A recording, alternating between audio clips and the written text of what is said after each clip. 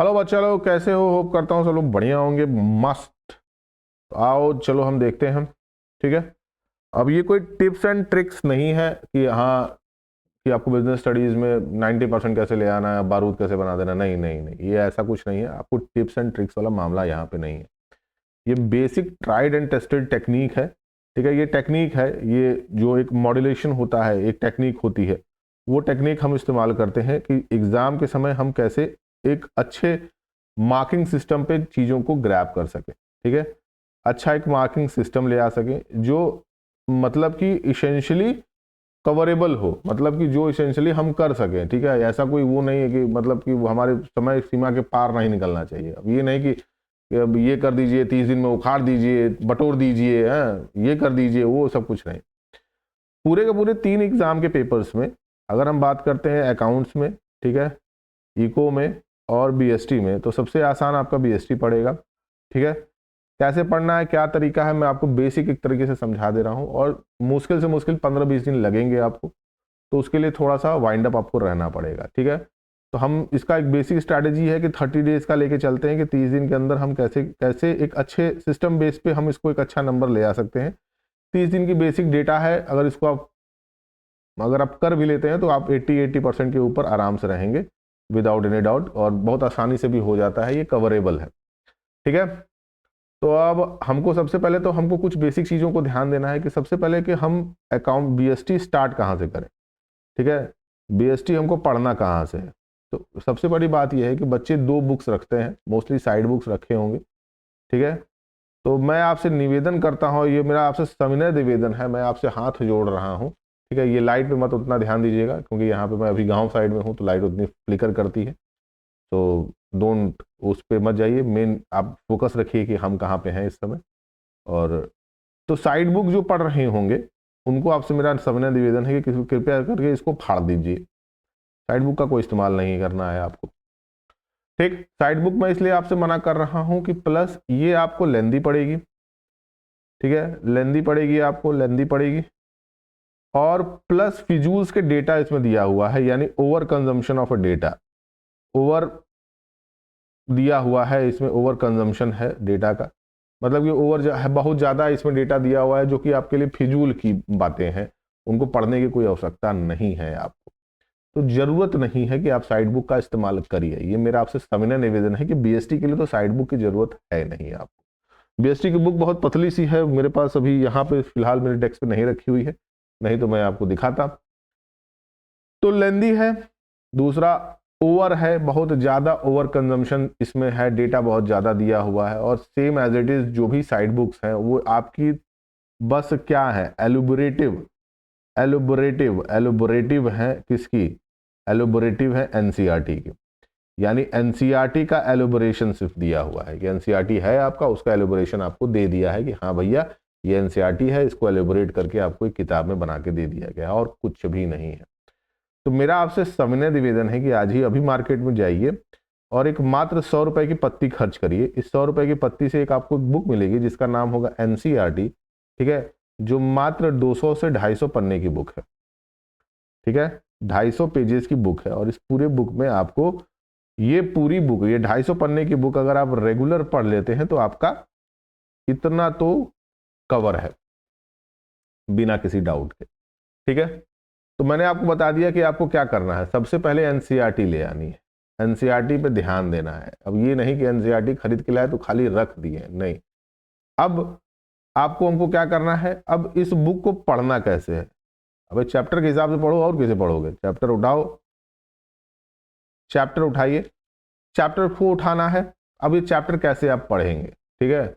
अब सर तुम कहोगे कि सर इसमें हमको अकाउंट्स भी लगाना है, सर इसमें इकोनॉमिक्स भी हमको लगाना है, हमको बीएसटी भी लगाना है, हमको सर ये भी पढ़ना है, वो भी पढ़ना है। तो देखो 1000 चीज़ें एक साथ लेके चलोगे तो पागल हो जाओगे। तो जिन भी बच्चों ने एकदम कुछ भी नहीं पढ़ा है, तो मैं आपको दंडवत प्रणाम है। आप बहुत अच्छे आदमी हैं, भले आदमी हैं, भगवान आपकी आत्मा को शांति दे 12 के रिजल्ट के बाद। और जिन भी बच्चों ने थोड़ा बहुत भी पढ़ा है, तो मेरा आपसे निवेदन है कि आप सही दिशा में जा रहे हैं, थोड़ी सी मेहनत और बढ़ाइए। और जो वो महानुभाव लोग हैं जिन्होंने किताब एकदम छुई भी नहीं है, भैया मैं कुछ भी नहीं कर सकता हूँ, अब सब आपके हाथ में है। अभी भी अगर आप रील स्क्रॉल कर रहे हैं तो भगवान आपका मतलब आपके कमर के, आपके बम के, आपके पैर के, आपके सर के, आपके गाल के, इन सभी जो आपके शरीर के अंग हैं, इन सभी अंगों को जब रिजल्ट का समय आए तो उस समय भगवान आपको बचाएं, बेल्ट से, जूते से, चप्पल से। तो ये मेरा आपसे निवेदन है। अब देखिए कैसे पढ़ना है आपको। तो बीएसटी सबसे आसान है पढ़ना पूरे के पूरे कॉमर्स में, मतलब पूरे के पूरे पेपर में बीएसटी सबसे आसान है। कैसे पढ़ना है मैं बताऊंगा आपको। चैप्टर आपको कैसे तैयार करने हैं, चैप्टर आपको देखो मोस्टली मैं मानता हूं कि टोटल 10 चैप्टर्स है मेरे पास। 10 चैप्टर्स में पूरा का पूरा मामला कंप्लीट है। ठीक है, अभी मैं आपको 6 चैप्टर गिना देता हूं यहीं पे। Nature and significance of management, principle of management, planning, staffing, directing, controlling, काम खत्म आपका। 7 चैप्टर तो यहीं मैंने कंप्लीट कर दिया आपके। और उसके बाद से जो बाकी चैप्टर्स बचेंगे वो आपको पढ़ने हैं। तो मैं बोलता हूं कि 10 से 12 चैप्टर है। मैं 10 चैप्टर का एग्जांपल लेके चलता हूं कि 10 चैप्टर मुझे पढ़ने हैं। 10 चैप्टर मुझे 80 नंबर के हिसाब से लड़ना है, यानी 80 नंबर में मुझे मार करनी है इन 10 चैप्टर्स। बात समझ में आ रही है कि नहीं समझ में आ रही है? कौन सा चैप्टर किस हिसाब किताब का है ये आपको पता भी है और मुझे बताने की आवश्यकता भी नहीं है। मैं सब में से 8-8 नंबर का हिसाब किताब लेके चलता हूं। अगर 10 चैप्टर है तो हर चैप्टर में से 8 नंबर के क्वेश्चन बनने ही बनने हैं। चाहे इधर से कान पकड़िए, चाहे इधर से कान पकड़िए, वो बनेगा ही बनेगा।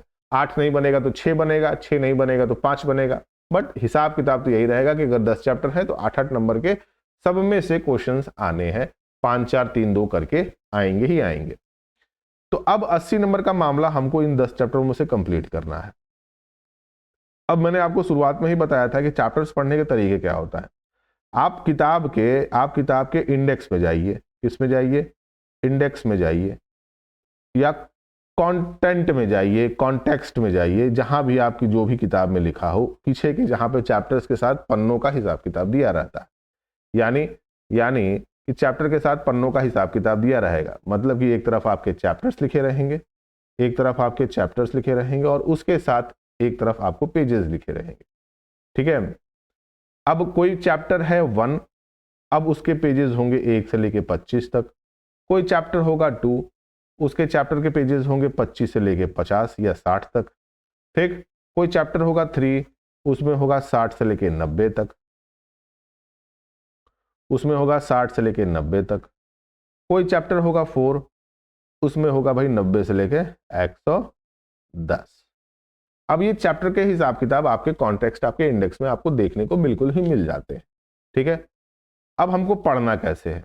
सर हम 10 दिन में पढ़ेंगे, पॉसिबल नहीं है, पागल हो जाओगे, किताब उताब फाड़ दोगे, झूठे किसी का सर फोड़वा लोगे। तो आप 10 दिन का टारगेट मत लीजिए, आपके पास सफिशिएंट टाइम है। मैं मानता हूं कि 30 दिन का आपके पास टाइम है। रोज भी आप कंप्लीट करेंगे तो आपके लिए आराम से हो जाएगा। ज्यादा हंस और फंस करने की जरूरत नहीं है। पागल मत बनिए कि एक ही दिन में सब कुछ उखाड़ लेंगे, नहीं हो सकता। एक दिन में सारा कुछ मामला आप क्लियर नहीं कर सकते। ठीक है, भगवान भी नहीं क्लियर कर पाए। ठीक है, ये युद्ध का समय है तो युद्ध में लड़ना है तो रोज हमारे अपने हथियार को ताजा करना पड़ता है। तो सबसे पहले पढ़ने का मैं तरीका बता देता हूं कि सबसे पहले आप क्या करिए। आप देखिए कि एक दिन में क्या करते हैं, एक दिन में कितने पेजेस को पढ़ पाते हैं, कितने पेजेस को पढ़ पाते हैं। How many pages do you read in a single day?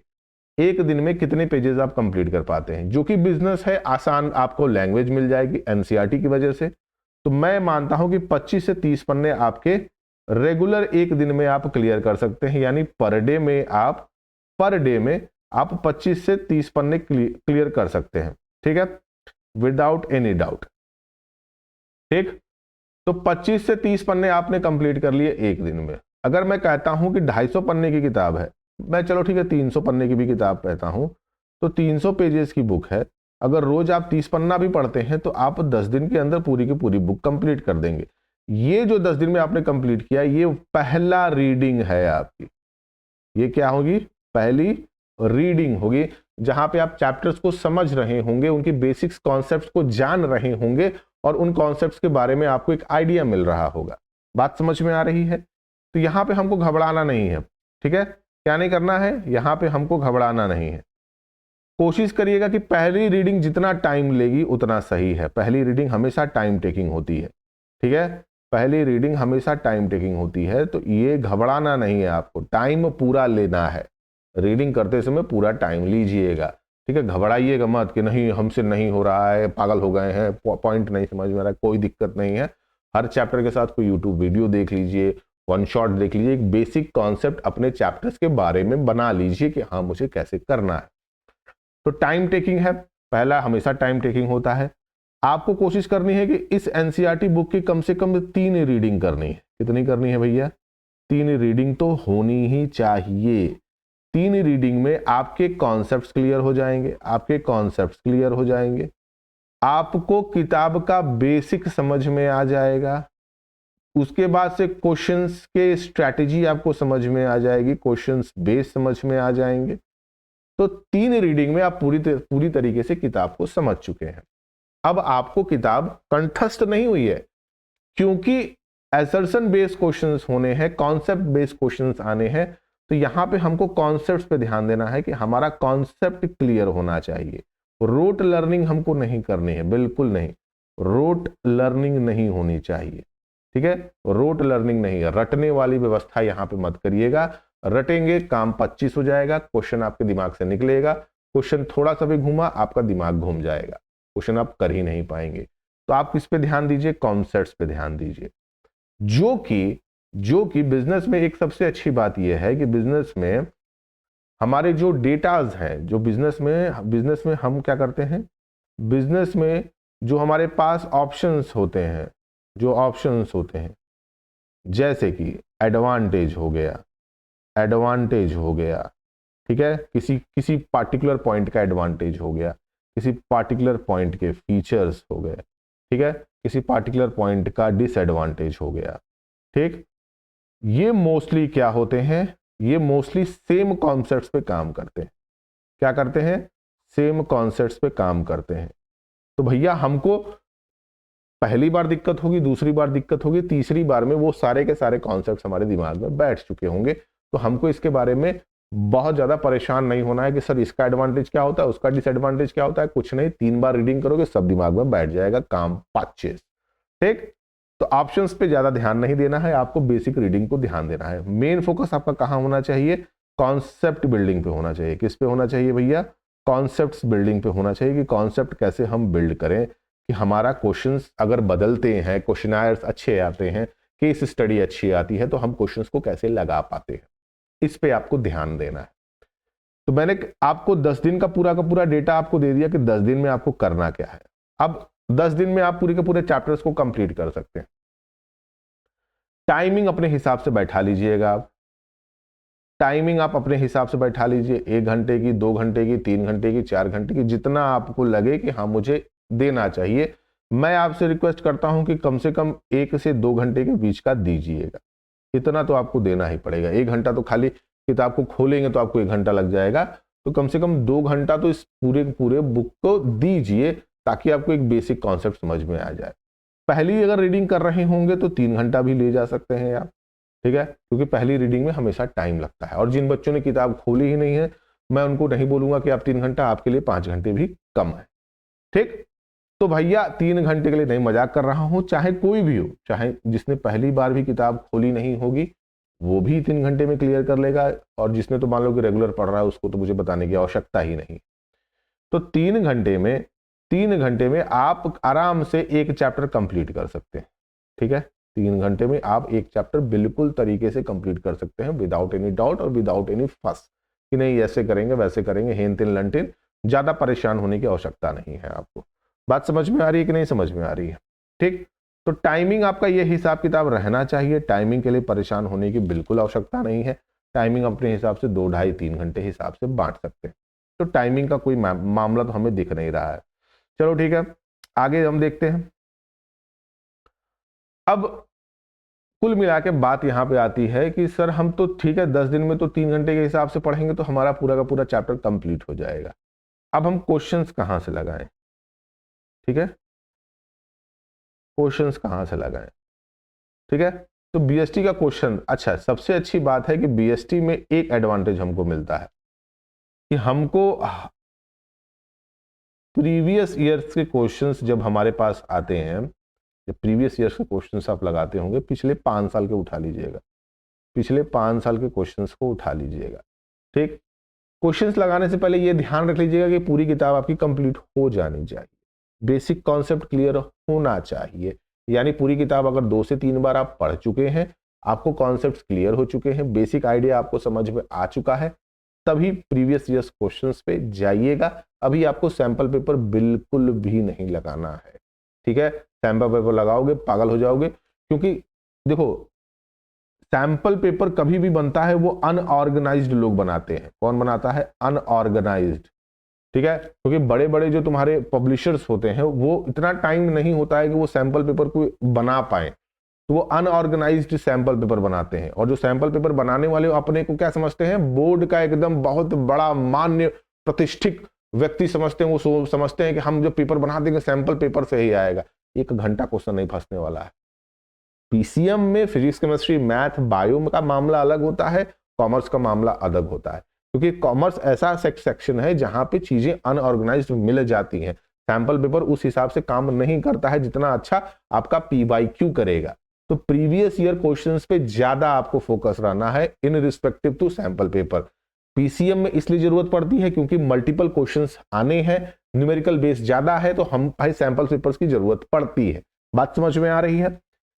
Concepts ज्यादा है, यहाँ पे बेसिक्स कॉन्सेप्ट्स हैं, लिमिटेड कॉन्सेप्ट्स है, तो उन लिमिटेड कॉन्सेप्ट्स के हिसाब से हमको काम करना है, उसी में क्वेश्चंस को तैयार करना है, ठीक है। तो अनऑर्गेनाइज्ड है, उतना नहीं मिलता है, ठीक। तो आपको क्या करना है कि आप चैप्टर्स को उठा लीजिए। चैप्टर्स पूरी तरीके से आपका रिवाइज्ड होना चाहिए, करीबन 2 से 3 बार आपका रिवीजन होना चाहिए, बेसिक कॉन्सेप्ट क्लियर होना चाहिए, उसके बाद ही पीवाईक्यूज पे आइएगा। पीवाईक्यूज मैं आपसे कहूंगा कि आप सॉल्व्ड उठाइए। क्या उठाइए? सॉल्व्ड उठाइए, ठीक। सॉल्व उठाइए। सॉल्व उठाने से फायदा ये होगा कि आपको आंसर तुरंत मिलता है, ठीक है। कोई भी कहे कि सर सॉल्व नहीं लगाना चाहिए, एकदम लगाना चाहिए। सॉल्व बिल्कुल लगाइए। सॉल्व लगाने से आपके अंदर बूस्टिंग आती है, आपके अंदर मोटिवेशन आता है क्वेश्चंस को लगाने के लिए, ठीक है। तो सॉल्व लगाइए, सॉल्व लगाने में कोई दिक्कत नहीं है। बहुत ज्यादा अगर आपके पास टैलेंट है तो आप, अगर आपने बिल्कुल भी आप लगता है कि हाँ भाई नहीं कर सकते हैं, हम कर सकते हैं, तो आप भाई अनसॉल्व भी लगा सकते हैं, ठीक है। मैं आपसे कहूंगा कि प्रीवियस ईयर के क्वेश्चंस कुछ लगाइए सॉल्व। अगर 5 साल के हैं, आपके पास 3 सेट दिया हुआ है, तो 15 पेपर आपको मिल जाएंगे, ठीक है। 5 साल के 3 सेट यानी 15 पेपर आपको मिल जाएंगे। 15 में से 5 आप सॉल्व लगा लीजिए, 5 आप सॉल्व लगा लीजिए और 10 अनसॉल्व लगा लीजिए। आपका यहाँ पे काम ठीक ठाक हो जाएगा, ठीक। बात समझ में आ रही कि नहीं समझ में आ रही है? अब प्रीवियस ईयर क्वेश्चंस को बिजनेस में लगाने के लिए मैं इसलिए कह रहा हूं क्योंकि जो तुम्हारे क्वेश्चंस की जो अरेंजिंग होती है, जो अरेंजमेंट होता है, वो अरेंजमेंट होता है वो एक ही टॉपिक से बनना है, एक ही टॉपिक से बनना है। बात समझ में आ रही है कि नहीं समझ में आ रही है? भले ही क्वेश्चन का सिनेरियो अलग होगा, क्वेश्चन की स्ट्रैटेजी अलग होगी, क्वेश्चन पूछने का तरीका अलग होगा, बट वो टॉपिक ही सेम होगा। प्लानिंग में अगर कोई क्वेश्चन बन रहा है, प्लानिंग में अगर कोई क्वेश्चन बन रहा होगा, अगर प्लानिंग का कोई क्वेश्चन बन रहा होगा तो वो प्लानिंग से ही तो आएगा ना, ठीक है। अब जितने भी क्वेश्चंस बने होंगे किसी ना किसी तरीके से इन पूरे 15 पेपर्स में आपको मिल ही जाने हैं। बात समझ में आ रही है? क्योंकि कॉन्सेप्ट सेम है, टॉपिक सेम है, रिलेशन बेस भी सेम है, तो क्वेश्चन की स्ट्रैटेजी भी हमको सेम मिलेगी। खाली लैंग्वेज का फर्क मिलेगा और क्वेश्चन के डेस्टिनेशन प्रोसेस में हमको थोड़ा सा अंतर देखने को मिलता है, बाकी क्वेश्चन हमको सेम ही देखने को मिलते हैं, ठीक है। प्रीवियस ईयर्स के क्वेश्चंस में अगर हम बात करते हैं तो प्रीवियस ईयर्स के क्वेश्चंस हमेशा आपके लिए फायदेमंद होते हैं। 15 सेट का मतलब ये हो गया कि हर एक पेपर में अगर हम 40 क्वेश्चंस लेते हैं तो हमारे पास कुल मिला के 500 क्वेश्चंस है, और 500 क्वेश्चंस आपके लिए रिवीजन के लिए बहुत होते हैं। तो क्वेश्चन अरेंजमेंट और टॉपिक सब कुछ सेम होने की वजह से हमारा क्वेश्चन बेस सेम बन जाता है, जिससे हमारे पास बहुत ज्यादा बल्क में डेटा नहीं होता है, ठीक है। तो लेस डेटा है, लेस डेटा है, लेस डेटा है, और लेस डेटा जहां पे होता है वहां पे ऑब्वियस सी बात है आप अच्छा परफॉर्म कर पाते हैं। बात समझ में आ रही है? तो यहां से हमको एक चीज देखने को मिली है कि भैया क्वेश्चंस तुम्हारे सेम रहेंगे, ठीक है। क्वेश्चंस तुम्हारे सेम रहने वाले हैं, क्वेश्चंस तुम्हारे सेम रहने वाले हैं, क्वेश्चंस तुम्हारे सेम रहने वाले हैं, बट फर्क कहां आएगा? क्वेश्चन सेम है, इसकी वजह से क्वेश्चन की जो अरेंजमेंट है वो अलग होगी। क्या होगी? क्वेश्चंस की अरेंजमेंट अलग होगी। तरीका वही होगा पूछने का, मतलब इधर से कान पकड़ो चाहे इधर से कान पकड़ो। बात समझ में आ रही है कि नहीं समझ में आ रही है? तो क्वेश्चन सेम रहेंगे, अरेंजमेंट उसका अंतर कर सकते हैं, इतना डिफरेंस हमको देखने को मिलता है। अगला पॉइंट क्या ध्यान देना है? ध्यान देना है हमको अपने राइटिंग स्किल्स पे, ठीक है, राइटिंग स्किल्स पे ध्यान देना है, ठीक है। अगर राइटिंग स्किल्स आपकी अच्छी है, बेसिक आप राइट कर पाते हैं, क्वेश्चंस आप लिख पाते हैं, तब भैया मेरा आपको नतमस्तक है, आप अच्छा कर जाएंगे। जिनका राइटिंग स्किल एकदम गड़बड़ है उनके लिए तो भैया भगवान ही भरोसे है, अब आपको वही बचा सकता है। अभी मैं बता रहा हूं कि राइटिंग स्किल पे क्या करना है आपको। कोशिश करिए कि रोज, अगर जिनकी हैंड राइटिंग सुंदर नहीं है, हैंड राइटिंग सुंदर नहीं है, कोई दिक्कत नहीं है भैया, आप बस आपके वर्ड्स क्लियर होने चाहिए, आपके वर्ड्स क्लियर होंगे, सेंटेंस क्लियर होंगे, सामने वाले को पढ़ जाना चाहिए। अब ये नहीं कि ऐसे लिख रहे हो, इतना तेज भी नहीं लिखना है, ठीक है, इतना तेज नहीं लिखना है भाई, आपके वर्ड्स क्लियर होने चाहिए। हम अगर कोई बात लिख रहे होंगे तो हमारा वर्ड एकदम क्लियर होना चाहिए, बात हमको समझ में आनी चाहिए, ठीक है, हमको समझ में आनी चाहिए, ठीक। तो हैंड रिटन जो होगा, हैंड राइटिंग होगी, वो आपकी क्लियर होनी चाहिए, क्लियर हो, कहीं फंस नहीं होना चाहिए, ये नहीं कि एक ही में फंसा के लिख दे रहे हो, कहीं कट नहीं होना चाहिए क्वेश्चंस में, ठीक है। तो कहीं क्लियर हो, फंस नहीं हो, कट नहीं हो, ये सब बेसिक चीजें हैं जो आपको ध्यान रखनी है while preparing business in boards, ठीक है। तो हैंड रिटन आपका अच्छा होना चाहिए, क्लियर, फंस, कट एकदम नहीं होना चाहिए। दूसरा बेसिक ध्यान रखिएगा कि बच्चे कहते हैं कि सर केस स्टडी कैसे करें, एकदम सबसे आसान है केस स्टडी करना, पूरे के पूरे बिजनेस में सबसे आसान है केस स्टडी। केस स्टडी करने का तरीका मैं, अब जब मैं चैप्टर्स पूरा कंप्लीट कर दूंगा तो उसमें आपको मैं बताऊंगा कि केस स्टडी कैसे किया जाता है, वो वीडियो जरूर देखिएगा, वो आपको बहुत हेल्प करेगी। मैं एक बेसिक आइडिया आपको समझा दे रहा हूँ कि केस स्टडी किया कैसे जाता है। केस स्टडी तभी आप कर पाएंगे जब आपके कॉन्सेप्ट क्लियर होंगे, बार बार मैं कह रहा हूँ कि कॉन्सेप्ट क्लियर होंगे, इस पे ध्यान रखिएगा। अगर आपके कॉन्सेप्ट क्लियर नहीं होंगे आप केस स्टडी बिल्कुल भी नहीं कर पाएंगे। तो अपने कॉन्सेप्ट्स को मजबूत कीजिए, वो मजबूती कहाँ से आएगी, कॉन्सेप्ट्स कहाँ से आएगा, वो आएगा रिवीजन से, ठीक है। जितना ज़्यादा रिवीजन करेंगे उतना ही ज़्यादा आपके कॉन्सेप्ट्स क्लियर होंगे। केस स्टडी करना बहुत ही आसान है, ठीक। दूसरा, सर तब भी नहीं हो पाएगा तो हम क्या करेंगे? देखो केस स्टडी कुछ होता नहीं है, आपके पास क्वेश्चंस का डायरेक्ट क्वेश्चंस पूछने की वजह इनडायरेक्ट क्वेश्चंस दिए जाते हैं। क्या दिए जाते हैं? इनडायरेक्ट क्वेश्चंस दिए जाते हैं। इनडायरेक्टली उस सिनेरियो बेस्ड, जिसको क्वेश्चन कहा जाता है, कि क्वेश्चन का सिनेरियो दिया जाता है कि चलो ये कोई सिंक मोड है, ये ऐसे होगा तो तुम कैसे करोगे। तो जब भी किसी सिनेरियो बेस्ड क्वेश्चंस की बात आती है, केस स्टडीज की बात आती है, तो उसमें सबसे पहले हम ध्यान देते हैं कि हमने उस सिनेरियो को कितनी बार देखा है और समझा है, यानी वो सब कुछ कैसे होगा, वो सब कुछ होगा हमारे कॉन्सेप्ट पे। बात समझ में आ रही है? नहीं समझ में आ रही है? तो कॉन्सेप्ट क्लियर होना बहुत जरूरी है। दूसरा, पीवाईक्यूज। पीवाईक्यूज के जितने भी केस स्टडी हैं सबको ही पढ़ जाइए, सब कुछ पढ़ जाइए, केस स्टडी के क्वेश्चन जितने भी हैं सब देख डालिए, सब समझ डालिए कि हाँ कैसे होना है, क्या करना है, ठीक।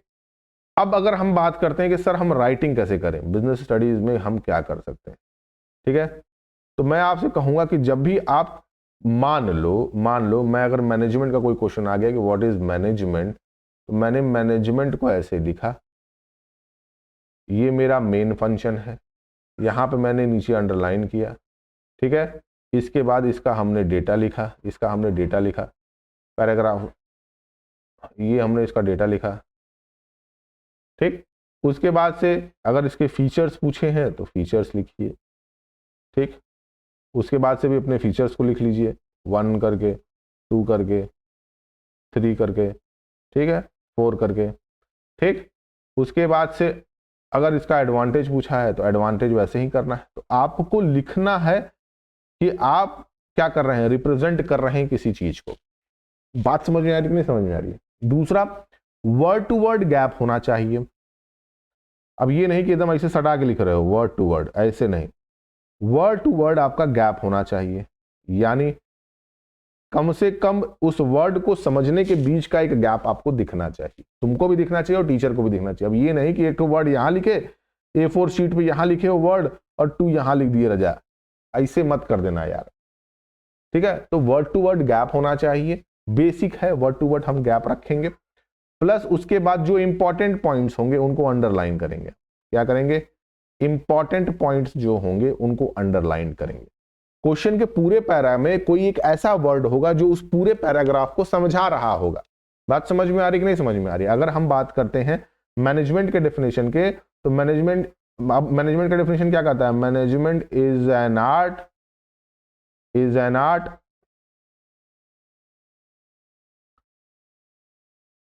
is an art doing things by other। अब इसमें तुमको क्या हो गया? अब आर्ट दिख रहा है, इसको ऐसे कर दो। तो टीचर को डेफिनेशन पता है मैनेजमेंट इज एन आर्ट, अब उसका ध्यान, कोई भी होगा उसका ध्यान कहां पे जाएगा? आर्ट पे जाएगा, ठीक है। तो जब किसी भी डेटा को आप लिख रहे होंगे, आपको जो इंपॉर्टेंट पॉइंट्स होंगे उनको अंडरलाइन मार देना है। दूसरा, एक बात और ध्यान रखिएगा, अब मैं कुछ ऐसी बातें बोलूंगा जिससे आपको बुरा लगेगा, बट 70 से 80% बिजनेस जो चेकर्स होते हैं, मतलब कि जो पेपर चेक करेंगे बिजनेस स्टडीज के, BST के जो पेपर चेक करेंगी, वो होंगी फीमेल, वो होंगी फीमेल टीचर। ये याद रखिएगा। कोशिश करिएगा कि 70 से 80% जो टीचरें होती हैं जो BST की कॉपी चेक करती हैं वो फीमेल ही होंगी। मतलब कि हर 10 टीचर में 7 से 8 टीचर आपकी जो होंगी वो फीमेल टीचर होंगी। और फीमेल टीचर को चाहिए प्रेजेंटेशन भैया। अब ये नहीं कि पूरी किताब में प्रेजेंटेशन बनाते चल रहे हो, पूरा नहीं कि पूरा हर दूसरे क्वेश्चन में लगा रजा बनाए चले हैं, या इसमें ग्राफ उसमें ग्राफ। अबे बनाओगे लिखोगे कब? कुछ नहीं, बेसिक प्रेजेंटेशन, सुंदरता दिखनी चाहिए किताब में।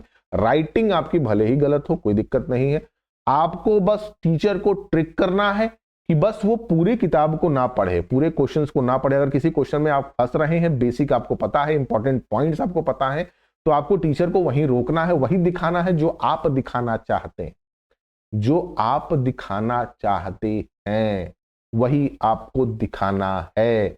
दूसरा पॉइंट आपको क्या फोकस करना है? आप जब भी पॉइंट में, यानी हेड पॉइंट में, जब भी हेडिंग में, जब हेडिंग में और उसके डेटा को जब लिख रहे होंगे, यानी मैं अगर हेडिंग लिखता हूं मैनेजमेंट की, अगर मैं मैनेजमेंट की हेडिंग लिखता हूं, मैनेजमेंट की हेडिंग लिखता हूं, तो ये आपका डिफरेंट पेन के साथ होना चाहिए। अगर ब्लैक यूज करते हैं तो ब्लैक यूज करिएगा, और इसके अगर डेफिनेशंस को लिख रहे होंगे तो इन सभी डेफिनेशंस को ब्लू में लिखिएगा। यहां पे एक पॉइंट मैं और समझा दे रहा हूं, इन दोनों ही पेन में जो मार्किंग सिस्टम होगा, जो 0.5 mm थिकनेस होती है, वो ध्यान रखिएगा कि ब्लैक की थिकनेस हमेशा ज्यादा होनी चाहिए। मतलब ये डार्क होना चाहिए। क्या होना चाहिए? डार्क होना चाहिए। क्या होना चाहिए? डार्क होना चाहिए। क्यों डार्क होना चाहिए? ये इसलिए होना चाहिए कि हर चौथा व्यक्ति कलर ब्लाइंड होता है मेरी तरह, उसको पता नहीं होता है। अब किसी टीचर को ब्लैक और ब्लू नहीं समझ में आएगा, तुमने वो 5 पॉइंटर में तुम्हारा कोई एक पॉइंट ऊपर नीचे मिस हुआ, नंबर कट जाएगा। बात समझ में आ रही है कि नहीं समझ में आ रही है? तो आपको फोकस ये रखना है कि मैनेजमेंट और ये जो जब डेटा लिख रहे होंगे, हेडिंग लिख रहे होंगे, वो डार्कर पेन होनी चाहिए, जो सॉल्व करे, मतलब पेपर में लिखने के बाद दिखनी चाहिए आंखों में, दोनों में डिफरेंस अंतर आना चाहिए। मतलब कि जो हेडिंग होगी और उसके अंदर का जो मटेरियल होगा, दोनों के बीच में डिफरेंस होना चाहिए। ये बात समझ में आ गई? ठीक है, आपको ये ध्यान, ये बेसिक चीजें हैं, इन बेसिक चीजों पे आपको ध्यान देना है। ठीक है, मैंने उसके बाद से बता दिया आपको क्या करना है भाई। आपकी राइटिंग स्किल्स डिपेंड करती है, आप कैसे करते हैं, वो बेसिक चीजें हैं, वो मैं जैसे जैसे पढ़ाता जाऊंगा, मैं आपको बताता जाऊंगा। दूसरा, आपको कोशिश क्या करना है? आपको कोशिश करना है कि डार्कर पेन लेनी है ब्लैक में, और ब्लू में कोई हल्की सी भी पेन आप चलाएंगे तो आप इस्तेमाल कर सकते हैं। तीसरा आपको क्या ध्यान रखना है भाई कि कोशिश ये करना है कि हम प्रेजेंटेबल कर सकें अपनी किताब को, जितना ज़्यादा प्रेजेंटेबल रहेगा उतना अच्छा हमको नंबर मिलेगा। क्या आपके कंट्रोल में नहीं है, कौन सी चीज आपके कंट्रोल में नहीं है जिससे आपका नंबर कम आ सकता है? अब देखिए, अगर वो टीचर घर में लड़ाई झगड़ा करके आए हैं, अगर उनका पति पत्नी के बीच में कोई झगड़ा हुआ है और वो सुबह उनकी सास उनको गाली सुना के आई हैं, पूरा गुस्सा आपकी किताब पे उतर जाएगा, पूरा गुस्सा आपकी कॉपी पे उतरेगा। तो ये आपके कंट्रोल में नहीं है, आप कुछ भी नहीं कर सकते हैं। बात समझ में आएगी नहीं समझ में आए? तुम ये सोचोगे टीचर समझ लेगा, टीचर नहीं समझ के आएगा, वो भी इंसान है, वो घर पर लड़ाई करके आए तब क्या करोगे? ठीक है, तो क्या ध्यान में रखना है आपको? ध्यान में ये रखना है कि प्रेजेंटेबल रहे, किताब देखे तो उसको अच्छा लगे कि हाँ किसी लड़की की किताब हमारे पास आई है, भाई चेक करने में मजा आ रहा है। वो अगर वो खिजियाया हुआ है, घर से उसकी लड़ाई झगड़ा होकर आए, तुरंत किताब पर तुम्हारा उतार देगा, तुमको कुछ नहीं मिलेगा। दूसरा ध्यान देना, अगर तुम्हारे रोल नंबर के कोई आगे कोई बच्चा गधा है, कोई गधा बच्चा बैठा हुआ है जिसने अपनी किताब की एकदम मतलब जिसने अपने पेपर की एकदम ले ली हुई है, पेपर में सन्नाटा करके आया है, इनफाइनाइट ग्लिच है उसकी किताब में, कॉपी में, तो वो ग्लिच कहां उतरेगा? वो ग्लिच तुम्हारे पेपर में उतरेगा। यानी उसका किया हुआ जितना भार है वो तुम्हारे पेपर पे उतार दिया जाएगा। ऑब्वियस सी बात है, क्योंकि उस पेपर को चेक करते समय टीचर फ्रस्ट्रेट हो जाता है। बात समझ में आई कि नहीं समझ में आई? अगर मेरे ही सामने 40 पन्ने की किताब हो और मुझे उसका आंसर शीट निकालना हो और वो बच्चा उस पर कुछ किया ही ना हो, एकदम मैं देख रहा हूं कि वो पास नहीं हो पा रहा है, मेरा दिमाग फ्रस्ट्रेट हो जाए, मैं कहां उतारूंगा? उस फ्रस्ट्रेशन को दूसरी किताब में उतारूंगा, यानी दूसरी कॉपी में उतार दूंगा। तो अगर आपके आगे कोई रोल नंबर में गधा बच्चा बैठा हुआ है तो भगवान आपको बचाए, आपको थोड़ा सा और मेहनत करना होगा। ये कुछ चीजें हैं जो बच्चे ध्यान नहीं देते हैं और टीचर्स भी ध्यान नहीं देते हैं, बच्चों को नहीं बताया जाता है। इन सब का भी इम्पैक्ट पड़ता है, पड़ेगा भाई, पड़ेगा। ठीक है, तो ये दो बेसिक चीजें हैं जिन पे आपको कंट्रोल नहीं है। एक तो आपके भाई आगे कौन बैठ रहा है, दूसरा टीचर का मूड कैसा है। ठीक है, बट मैंने आपको बता दिया कि आपकी बस बेसिक क्या रखना चाहिए, आपका हैंड राइटिंग अच्छा होना चाहिए, यानी हैंड राइटिंग आपकी अच्छी हो, सुंदरता दिखनी चाहिए, वर्ड में गैप होना चाहिए, वर्ड्स में गैप होना चाहिए, हेडिंग और डेटा में अंतर होना चाहिए। हेडिंग हमेशा डार्कर पेन से रखिएगा, चाहे ब्लैक यूज कर रहे हो ब्लू यूज कर रहे हो, उसका थोड़ा सा, अगर ब्लैक यूज कर रहे होंगे हेडिंग के लिए तो उसका थोड़ा सा 0.mm बढ़ा लीजिएगा ताकि डार्क समझ में आए, क्योंकि भाई कलर ब्लाइंड होते हैं लोग मेरी तरह, मैं ये ऑप्शन रखता हूं अपने पास। ठीक है, दूसरा प्रेजेंटेबल होना चाहिए, ग्राफ्स का रिप्रेजेंटेशन बहुत जरूरी है, ग्राफिकल रिप्रेजेंटेशन। बहुत ऐसा नहीं कि एकदम बड़ा सा ग्राफ बनाने लगे, नहीं। अगर जैसे मान लो कि मैं फंक्शन तैयार कर रहा था तो मैंने जैसे मान लो कि यहाँ पे मैनेजमेंट लिख दिया, ठीक है, यहाँ पे प्लानिंग लिख दिया, ठीक, मतलब जो थरली हो सके प्लानिंग लिख दिया, यहाँ ऑर्गेनाइजिंग लिख दिया, यहाँ स्टाफिंग लिख दिया, यहाँ डायरेक्टिंग लिख दिया, यहाँ कंट्रोलिंग लिख दिया, मतलब जो देखने में अच्छा लगे इसको इसे गोला गोला बना दिया। ठीक,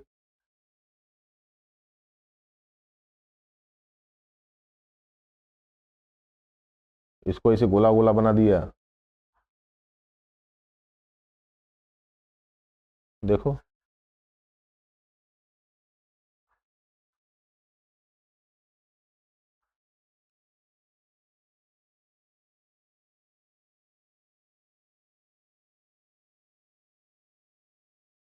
ठीक, अब इसको इसे जोड़ दिया,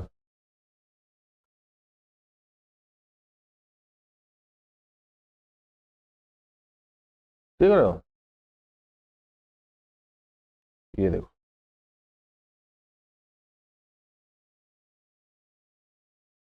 बस हो गया। यही देखने से अच्छा लगेगा, ऐसे बनाए वैसे बनाए फलान ठेकान ठेका मार, ये बेसिक है। टीचर को देखने में भी अच्छा लगेगा। हर, अच्छा दूसरा ये भी ध्यान रखना कि हर दूसरे पेज तीसरे पेज में आना चाहिए, ये नहीं कि हर पेज में आने लगे, नहीं भाई, टीचर औजा भी जाएगा। तुमको क्या करना है, तुमको फ्लिकर करना है, क्वेश्चंस के साथ खेलना है। अब वो खेलने का तरीका मैंने बता दिया कि एक पेज में तुमने लिखा, दूसरे पेज में फट से ग्राफ बना दिया, खुश, फिर दूसरा तीसरा गया, चौथे में फिर बना दिए, चौथा पांचवा छठवा गया, फिर सातवें में बना दिए। तो टीचर फ्लिकर होता रहेगा, उसका मूड स्विंग होता रहेगा, ठीक है। तो वैसे आपको काम करना है। तो बेसिक यही है, यहाँ पे पूरा का पूरा डेटा इसी तरीके से आपको काम करना है और इसी तरीके से आप बिजनेस में अच्छा नंबर ला सकते हैं। और ये बेटा कोई ट्रिक नहीं है, ये कोई ट्रिक और टिप्स नहीं है, ये बेसिक ह्यूमन साइकोलॉजी है जिसपे हम काम करते हैं। आप कोई भी ट्रिक जो दुनिया की होती है वो ह्यूमन साइकोलॉजी पे काम करती है। तो ये ह्यूमन साइकोलॉजी है, हम ह्यूमन साइकोलॉजी पे क्वेश्चन पेपर सेट करते हैं और उसी ह्यूमन साइकोलॉजी के हिसाब से टीचर भी हैं। ह्यूमन है, बेसिक चीजें तो रहेंगी ही रहेंगी उसके साथ, ठीक है। कोशिश करिएगा कि आप कम से कम थोड़ा सा इसको लेके रिगरस रहिए ताकि आपके एक बेसिक कॉन्सेप्ट में क्लियरिटी रहे। बात समझ में आ रही है? तो एक बेसिक रिकैप मैं आपको दे देता हूं, ठीक है। साइड बुक नहीं, एनसीईआरटी उठा लीजिए, कम से कम 3 बार रीडिंग करिए, उसके बाद से PYQs लगाइए, कॉन्सेप्ट्स क्लियर रखिए और फोकस करिए केस स्टडीज पे। ये बेसिक हो गया। राइटिंग पे काम करिए अपने, प्रेजेंटेबल होना चाहिए, प्रेजेंटेबल होना चाहिए और बस हो गया, काम खत्म आपका, ठीक। इंपॉर्टेंट हेड पॉइंट्स पे ध्यान दीजिए, हेडिंग्स पे ध्यान दीजिए, इंपॉर्टेंट पॉइंट्स पे ध्यान दीजिए, बस काम खत्म आपका। इससे ज़्यादा की आवश्यकता नहीं है, इतना आप कर लेंगे तो आप अच्छे नंबर से अच्छा स्कोर कर सकते हैं, ठीक है। तो होप करता हूँ कि ये वीडियो अच्छा लगा हो तो लाइक करो, शेयर करो, सब्सक्राइब करो, ठीक है। अरे करो यार, तुम लोग यार 1000 नहीं पहुंचा रहे हो, पहुंचाओ यार, गरीब आदमी हम भी। हाँ कोई नहीं, पढ़िए, मेहनत करिए और ज़रूरी है पढ़ाई लिखाई, ठीक है। और कल मिलते हैं इसी समय इसी वक्त, तब तक के लिए सब सही, दूध दही।